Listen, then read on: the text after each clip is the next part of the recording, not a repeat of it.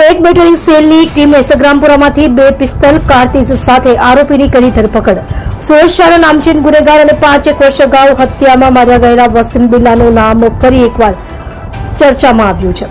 બન્યું એવું છે કે સ્ટેટ મોટરિંગ સેલની ટીમે શહેરના સગ્રામપુરા વિસ્તારમાંથી એક આરોપીની ધરપકડ કરી છે અને તેની પાસેથી 2 પિસ્તલ તથા કારતીસ સહિતના હથિયારો કબજે કરવામાં આવ્યા છે.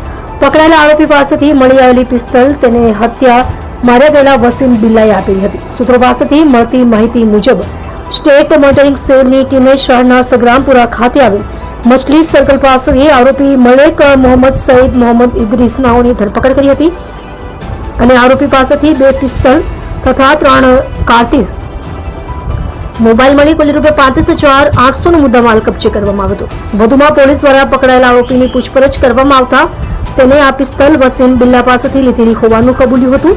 વસીમ બિલ્લાએ તેને આ પિસ્તલ સપ્લાય કરી હતી. ઉલ્લેખનીય છે કે વસીમ બિલ્લાની સુરતમાં જમીન મામલે 5 વર્ષ અગાઉ નવસારી ખાતે ગોળી મારીને હત્યા કરવામાં આવી હતી. પોલીસે જણાવ્યું હતું કે પકડાયેલા આરોપી પિસ્તલ સગવડ કરવાની ફિરાકમાં હતો.